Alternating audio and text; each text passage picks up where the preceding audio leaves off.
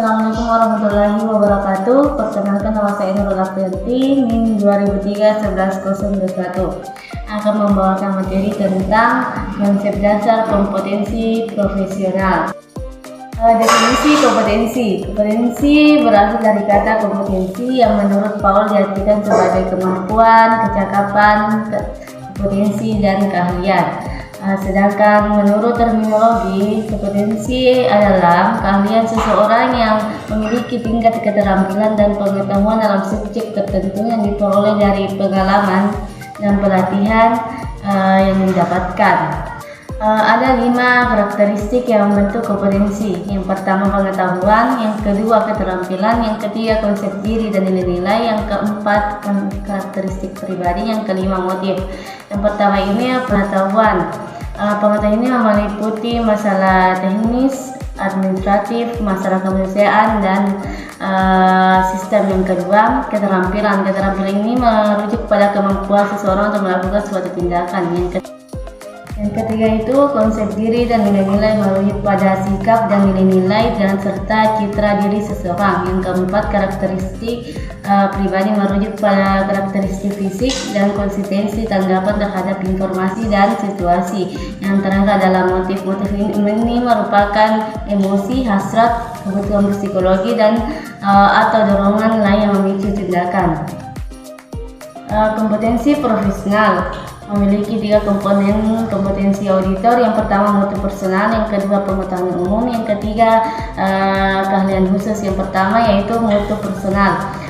Mutu personal ini seorang auditor harus memiliki mutu personal yang baik, seperti berpikiran luas, berpikiran terbuka, serta mampu menangani ketidakpastian dan memiliki rasa ingin tahu. Yang kedua pengetahuan umum. Seorang auditor harus memiliki pengetahuan umum untuk memahami entitas yang mau diaudit serta membantu pelaksanaan audit.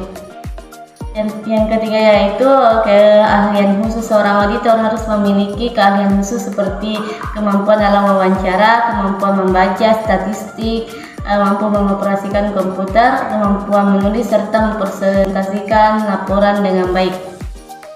Kompetensi wajib yang harus dimiliki oleh auditor syariah ada 3. Yang pertama knowledge, yang kedua skill, yang ketiga karakteristik. Yang pertama knowledge ini adalah pengetahuan yang diperoleh auditor ketika sedang menempuh pendidikan formal dan pengetahuan yang didapat dalam seminar dan kegiatan. Yang kedua skill. Seorang auditor harus memiliki keterampilan untuk mengaplikasikan pengetahuan yang didapat dalam praktik kerja yang sesungguhnya. Yang ketiga karakteristik. Seorang auditor harus memiliki karakteristik pribadi yang diperoleh dari hasil tes psikologinya. Materi selanjutnya yaitu Standar Profesional Akuntan Publik atau SPAP adalah kodifikasi berbagai pernyataan standar teknis yang merupakan panduan dalam memberikan jasa bagi akuntan publik di Indonesia. SPAP ini dikeluarkan oleh Dewan Standar Profesional Akuntan Publik Institute. Ada beberapa tipe standar profesional tersebut. Yang pertama yaitu standar auditing. Standar auditing adalah 10 standar yang diterapkan dan disahkan oleh Institut Akuntan Publik Indonesia yang terdiri atas standar umum, standar pekerjaan lapangan, dan pelaporan beserta interpretasinya. Yang kedua, standar atestasi atau attestation adalah pernyataan pendapat atau pertimbangan yang diberikan oleh seseorang yang independen dan kompeten yang menyatakan bahwa asersi entitas telah sesuai dengan kriteria yang telah ditetapkan. Yang ketiga yaitu standar jasa akuntansi dan review adalah memberikan kerangka untuk fungsi non-atestasi bagi jasa akuntan publik yang mencakup jasa akuntansi dan review. Yang keempat yaitu standar jasa konsultasi, merupakan panduan bagi praktisi akuntan publik yang menyediakan jasa konsultasi bagi kliennya melalui kantor akuntan publik. Yang kelima yaitu standar pengendalian mutu kantor akuntan publik memberikan panduan bagi kantor akuntan publik dalam melaksanakan pengendalian kualitas jasa yang dihasilkan oleh kantornya dengan memenuhi berbagai standar yang diterbitkan oleh Dewan Standar Profesional Akuntan Publik Institute Angkutan Publik Indonesia dan Aturan Etika Kompartemen Akuntan Publik yang diterbitkan oleh IAPI. Baik, materi selanjutnya yaitu kode etik dan komitmen profesi akuntan publik, di mana terdiri dari 3 bagian. Yang pertama yaitu kode etik profesi akuntan publik yang diterbitkan oleh IAPI atau singkatan dari Ikatan Ahli Pengadaan Indonesia tahun 2010, menyebutkan 4 prinsip dasar dari etika profesi itu sendiri. Yang pertama yaitu integritas, di mana prinsip integritas ini mewajibkan setiap praktisinya untuk bersikap tegas, adil dan jujur dalam suatu hubungan profesional dan hubungan bisnis. Kemudian yang kedua yaitu objektivitas, di mana objektivitas ini juga mengharuskan praktisinya untuk tidak memberikan subjektivitas, benturan kepentingan atau pengaruh yang tidak layak bagi pihak-pihak lain. Kemudian yang kedua yaitu komposisi, dan yang keempat kerahasiaan. Kemudian yang kedua yaitu kode etik profesi akuntan, kode etik dalam praktik auditing, dan etika dalam praktik konsultan manajemen, di mana terbagi menjadi 4 bagian juga. Yang pertama yaitu IFAC atau International Federation of Accountant Code of Ethics, di mana misi dari IFAC ini melakukan harmonisasi di antara negara-negara anggota IFAC itu sendiri. Kemudian yang kedua yaitu kode etik Ikatan Akuntan Indonesia, di mana terbagi menjadi 2 yaitu prinsip etika dan aturan etika. Kemudian yang ketiga yaitu Ikatan IAFI atau Ikatan Ahli Pengadaan Indonesia. Kemudian yang keempat itu Ikatan kode etik Ikatan Akuntan Indonesia Kompartemen sektor publik.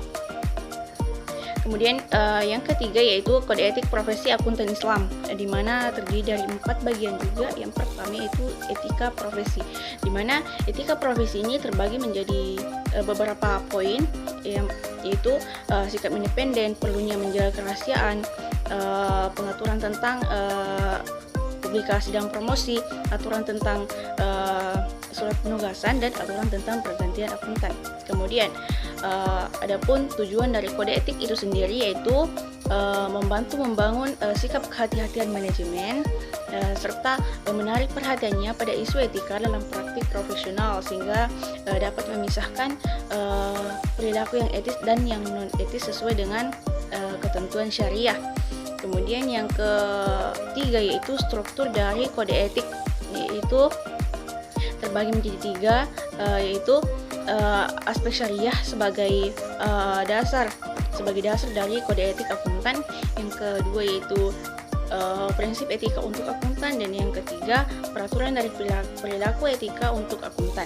Kemudian yang terakhir yang keempat yaitu prinsip dari kode etik, yaitu menjabarkan dan tidak bertentangan dengan fondasi yang didasarkan pada syariah. Bab 7 metode audit kepatuhan syariah atau Syariah Compliance Audit. Yang pertama, pengertian audit kepatuhan syariah.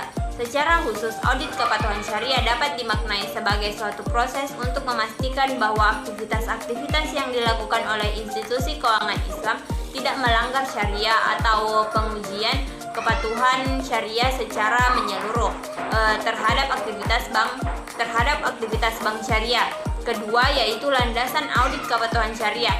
Salah satu landasan syariah dalam hal pengawasan sebagaimana tertuang dalam Quran Surah Ali Imran Surah 3 ayat 104 dan dalam Quran Surah Fussilat Surah 41 ayat 33, yang artinya, dan siapakah yang lebih baik perkataannya daripada orang yang menyeru kepada Allah dan mengerjakan kebaikan seraya berkata, sungguh aku termasuk orang-orang muslim yang berserah diri kepada Allah. Makna dari 2 ayat tersebut sudah cukup mewakili sebagai landasan syariah bahwa pentingnya sebuah pengawasan, evaluasi, dan saling mengingatkan dalam hal kebaikan. Adapun landasan hukum positif mengenai pengawasan terdapat dalam Undang-Undang Nomor 10 Tahun 1998 tentang Perbankan pasal 29 ayat 1 yang menyebutkan pembinaan dan pengawasan bank dilakukan oleh Bank Indonesia. Ketiga yaitu fungsi kepatuhan audit syariah. Fungsi kepatuhan bank pada bab 1 nomor 6 ditegaskan bahwa fungsi kepatuhan adalah serangkaian tindakan atau langkah-langkah yang bersifat ex ante atau preventif untuk memastikan bahwa kebijakan, ketentuan, sistem dan prosedur serta kegiatan usaha yang dilakukan oleh bank telah sesuai dengan ketentuan syariah dan peraturan perundang-undangan. Materi selanjutnya yaitu standar penunjang proses audit. Yang pertama, tujuan dan prinsip audit. Tujuan utama dari audit IVI terletak pada pernyataan mengenai laporan keuangan disusun dalam semua hal material sesuai dengan prinsip syariah, peraturan, dan standar akuntansi dari AAOIFI serta relevan dengan standar akuntansi nasional dan praktik di negara tempat lembaga keuangan beroperasi. Yang kedua yaitu laporan auditor. Auditor harus meninjau dan menilai kesimpulan yang diambil dari bukti audit yang diperoleh sebagai dasar untuk menyatakan pendapat atas laporan keuangan.